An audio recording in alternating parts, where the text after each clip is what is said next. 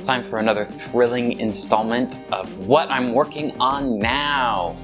Someday I'll actually have like a nice animated intro for that or something, I don't know. In my last video of showing you what I was actually working on in real life, I showed you this gray scarf with the Celtic braid in the middle of it. I didn't finish it. I kind of stopped halfway. I've got about half of a scarf, which, I mean, you can always use a half of a scarf or something. But I just stopped because I got frustrated by this, what's happening here. The border folding in over itself, because I had this thick ribbed border and then I had this thin middle layer. So it kind of acts as two little flaps.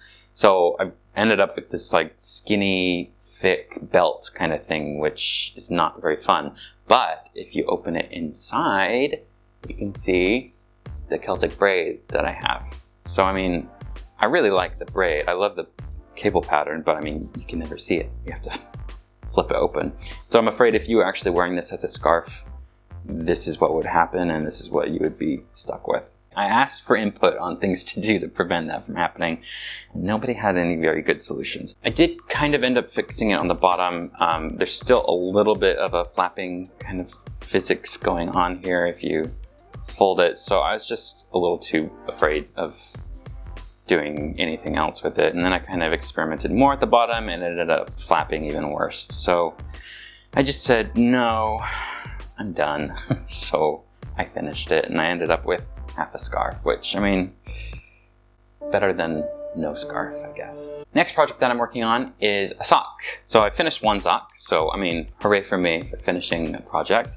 It's a blue sock, as you can see, and it's thick. It's using two types of yarn together, and I'll show you them here.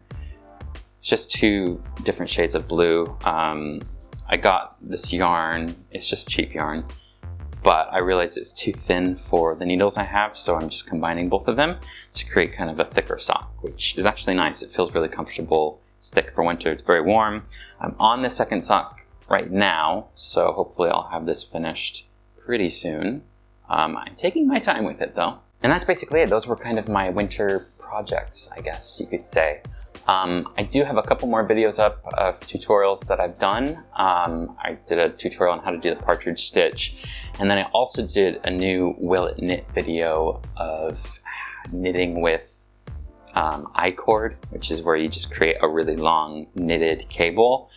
That was a crazy thing to do because I was just sitting there doing I-cord for forever, creating this big long I-cord and then knitting it into like a thick thing, which I liked how it turned out. It kind of looks like a puffed Cheeto, which you'll see in the video, but it's just frustrating because knitting I-cord takes forever. Just to get like an inch, it takes at least an hour to get that much I-cord. And so imagine just getting that much I-cord to knit an actual project or to knit a scarf. That would be a huge undertaking. So if anyone has ever done that, let me know or send me pictures or something, because I would love to see that. Or actually, if you could purchase I-cord, pre-made I-cord. I think they sell it at craft stores.